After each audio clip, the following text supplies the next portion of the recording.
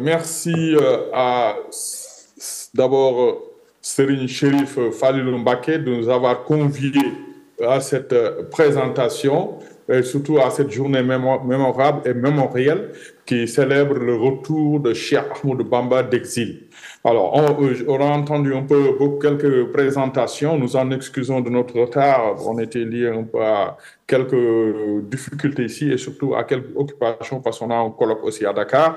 Et là, l'idée, c'est un peu par rapport à notre présentation, c'est un peu montrer quelques éléments symboliques du patrimoine mouride, surtout le fait des éléments vraiment qui montrent un peu cet ancrage par rapport à ce que le bouddhisme a créé et donc ces éléments de patrimonialisation. Alors, vous voyez très bien, on a parlé tout à l'heure de l'UNESCO, de l'activité du ministère de la Culture et du patrimoine. Et là, donc, certaines conventions de l'UNESCO reviennent beaucoup sur les définitions du patrimoine et dans le cas d'espèces, je citerai donc la convention 1972 qui spécifie ce qu'est le patrimoine culturel et naturel avec des critères et en fait celui de 2003 qui est donc là, cette convention qui est relative au patrimoine culturel immatériel. Les deux conventions vont s'appliquer au mouridisme parce que dans le mouridisme, on trouve d'abord cette définition que l'UNESCO dédiée au patrimoine qui sont des éléments matériels qui sont adossés à une communauté, à un groupe d'individus ou à un territoire bien déterminé. Alors, beaucoup ont parlé de l'histoire du mouridisme, donc des passages et tout. Et là, nous, en fait, dans ce cas ici, je suis avec le doctorant Mamadou Ngom. Je vais y revenir à la fin, donc pourquoi il est là. On a essayé de travailler sur quelques éléments donc d'identification du patrimoine mouride, mais surtout des éléments matériels et des éléments immatériels avec les messages qu'ils véhiculent. Alors, le premier, donc, c'est, comme vous voyez, ça va de soi qu'on va travailler ce que nous, on appelle en anthropologie sur la biographie des objets, c'est-à-dire on va faire une certaine approche contemporaine de l'utilisation de certaines représentations et symboles significatifs de l'identité mouride qui vont être utilisés comme étant des outils de communication à la fois internes, ça veut dire déguisés entre acteurs mourides, mais aussi des outils de communication externes, donc dédiés à l'extérieur et qui peuvent être regardés comme des éléments d'ethnicité, c'est-à-dire des éléments de revendication identitaire, mais aussi de message et de diplomatie culturelle. Alors, on passe d'abord par rapport, on en a parlé beaucoup dans le cadre du patrimoine immatériel, en fait, des poèmes du fondateur qu'on appelle les Hassidas. On ne va pas y revenir, d'autres voix plus autorisés que nous en ont déjà parlé tout à l'heure et qu'on a bien pris note pour ça. Mais en fait, nous, on va travailler un peu sur des éléments un peu plus factuels. Parce que quand on voit à l'origine, au niveau du mouridisme ou bien au niveau de l'islam tel qu'il était enseigné ici, vous avez un maître, un guide, vous avez une école coranique où en fait les disciples viennent s'y ressourcer et apprendre le Coran et un peu l'exégèse, etc. Alors, on voit que justement, quand ce qui concerne le mouridisme, on a ce qu'on appelle dans la voie du mouride, vous avez ce qu'on appelle le spirituel temporel et dans la voie du mouridisme, il y a une voie autorisée qui est une figure emblématique qu'on appelle même, d'aucuns l'appellent le promoteur de la voie, à savoir Cheikh Ibrahima Fall. Cheikh Ibrahima Fall dit lampe Fall, la lumière Fall. Alors, pourquoi en fait c'est un postulat qui centrale au niveau de notre identité mouride, parce que justement, dans cette voie soufie, vous avez le spirituel qui est Cheikh Ahmadou Bamba, et vous avez aussi celui qui vraiment était dans le cadre entre guillemets temporel et qui a eu à redéfinir les rapports entre le guide spirituel et les disciples, en l'occurrence donc Cheikh Ibrahima Fall Lamp. Et là, en fait, il a eu à cultiver certaines vertus. Ces vertus, c'est l'amour du Cheikh, la sacralité du Cheikh, le travail surtout, la mystique du travail, le travail exclusif pour lui afin qu'il se consacre à Dieu avec le tarbiya qu'on connaît ici, le mystique du travail. Mais aussi, on se retrouve avec justement cette redéfinition de la division culturelle du travail, chambouler, parce qu'on voit Cheikh Ibrahima Fall faire les travaux champêtres, faire les travaux ménagers et donc en fait inventer ou en fait inculquer une certaine base d'altruisme d'humilité, parce que justement, dans cette société traditionnelle, un homme qui est en train de faire tout le travail de la chaîne, c'est en fait un exemple d'humilité et d'altruisme. Et en fait, cet exemple d'humilité s'est traduit par quoi? Parce qu'on voit Cheikh Amadou Bamba, Cheikh Ibrahim Fall, en fait, la photographie qu'on a, l'unique qu'on a de lui, on le voit toujours ici habillé en noir, en tout cas avec ses disciples.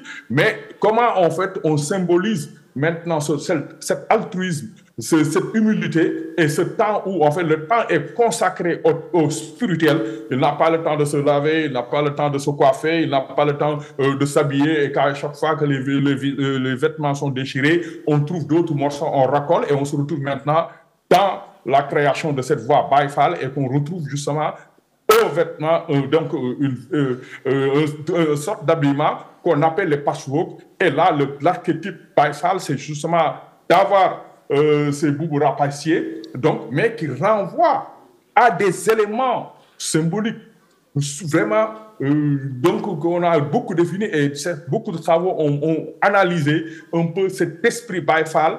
Vraiment, on parle ici de l'esprit Baye Fall originel et quand cet habillement mérite un peu à en faire un élément culturel purement mouride. Parce qu'on retrouvera qu'effectivement, dans d'autres zones, il y a des populations qui s'habillent un peu, qui sont assez, donc, dans ces trucs de, entre guillemets, sectes, ou qui ont un peu des boubous un peu mélangés, aux couleurs mélangées. Mais ici, l'habillement Baye Fall originel, qu'on a vu avoir, qui s'est développé maintenant au fil des décennies, renvoie à une certaine identité mouride, à une certaine posture mouride et à une certaine négociation culturelle entre l'islam et l'identité culturelle sénégambienne. Donc on voit que justement ça c'est un élément du patrimoine mouride qui est utilisé et qui est un excellent vecteur de communication externe.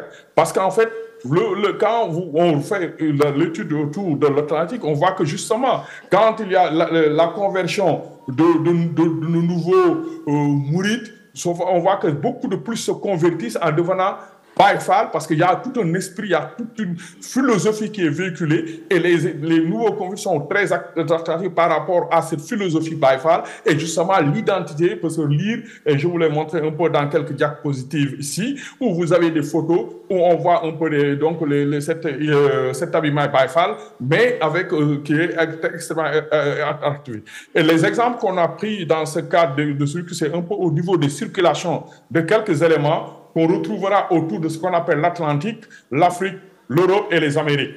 Ici, en fait, je ne sais pas si vous voyez les rues, donc je suis au niveau où je montre un peu des Baye Fall dans les rues d'Italie, des États-Unis, ou bien isolé, un Européen qui est habillé en tenue Baye Fall. Et ici aussi, je vois encore, je montre au niveau des diapositives, c'est dommage que je ne peux pas les manipuler. Ici, c'est de vous montrer qu'effectivement, quand on est dans les Amériques aussi, on voit ici l'exemple au Brésil, à Sao Paulo, ici c'est le Magal de novembre de 2017.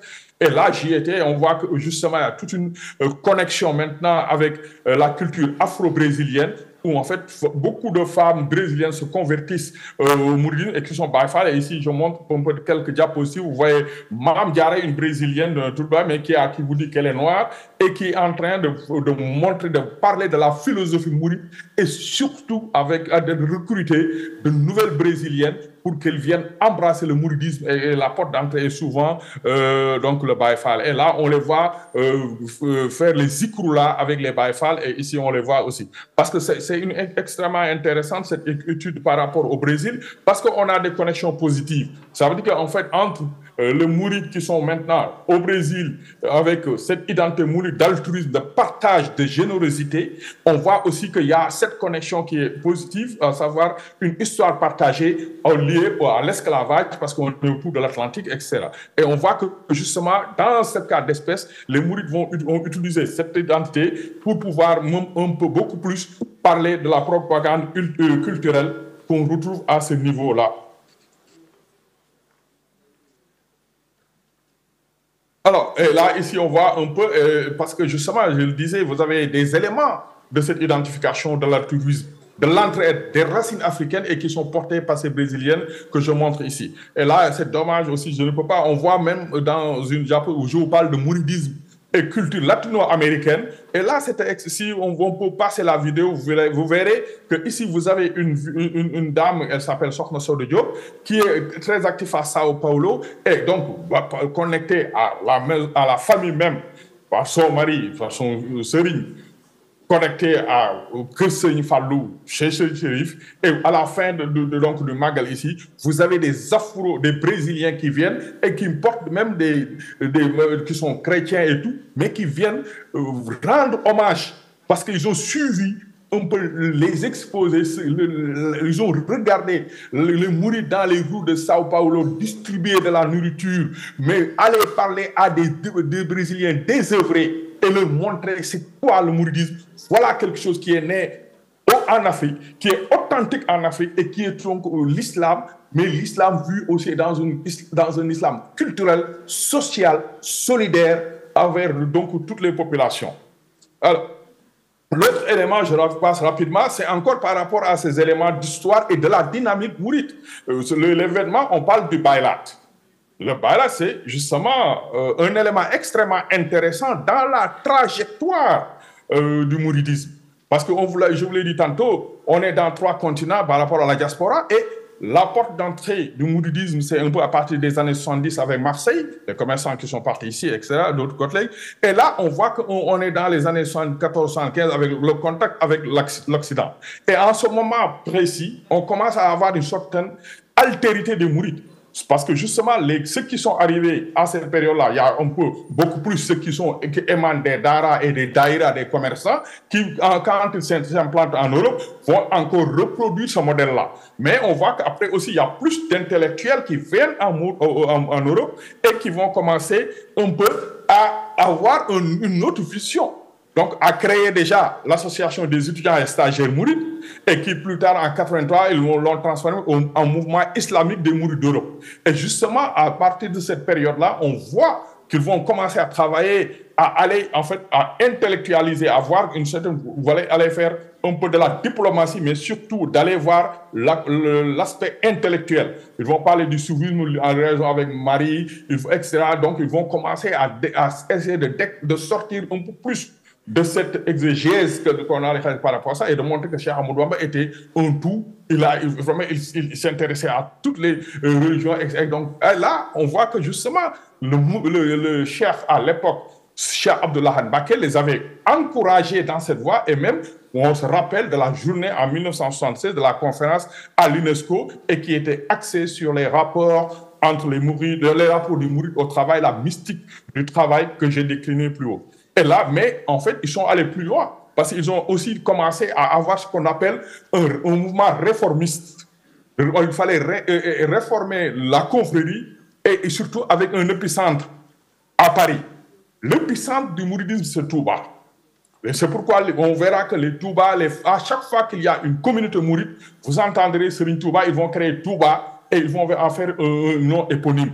Alors si, en fait, à partir de cette période, on commence à dire qu'on va faire un réformisme à l'intérieur de la confrérie, à partir de Paris, on commence à avoir une certaine altérité. Parce que l'orthodoxie n'est pas, donc, respectée.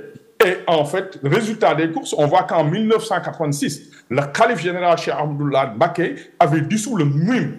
Et en même temps, il a dissous aussi la daïra des élèves mourides, les 16 intellectuels, pour prôner l'orthodoxie.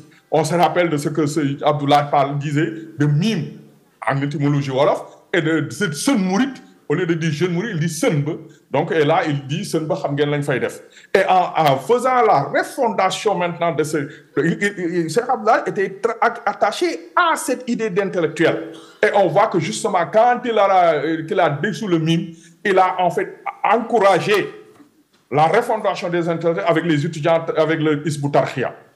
Et quels sont les éléments symboliques du Hizb ut-Tarqiyyah? C'est le Baylat. Élément symbolique de distinction, large boubou pour les babouches, mais en même temps, le Hizb ut-Tarqiyyah va continuer la modernisation des événements dédiés au fondateur, à Cheikh Khadim. Alors, Monsieur Sam, vous m'entendez? Professeur, oui, vous m'entendez? Oui. On a un petit problème de contrainte de temps. Est-ce que je peux vous poser une question? Oui. J'ai cru savoir que la personne qui est à côté de vous est un de vos doctorants, c'est bien ça? Oui, Est-ce qu'il peut nous dire 2 mots sur son thème, son travail? exactement. Bon, alors, parce que lui, il travaille sur le Café Touba. Et donc, Exactement.